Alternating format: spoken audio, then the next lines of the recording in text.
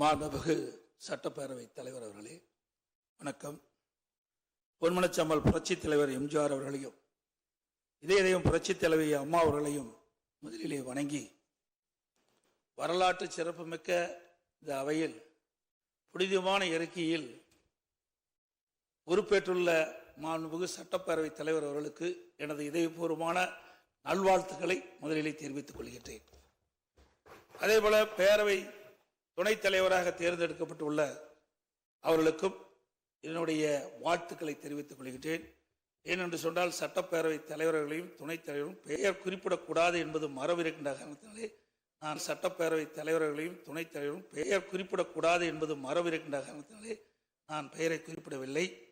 ஆகவே அனைத்து இந்திய அண்ணா திராவிட முன்னேற்ற கழகத்தின் சார்பாக சட்டப்பேரவை தலைவராக பொறுப்பேற்றுள்ள தங்களுக்கும் சட்டப்பேரவை துணைத் தலைவராக பொறுப்பேற்றுள்ள அவர்களுக்கும் இதயபூர்வமான நல்வாழ்த்துக்களை இந்த நேரத்தில் தெரிவித்துக் கொள்கின்றேன்.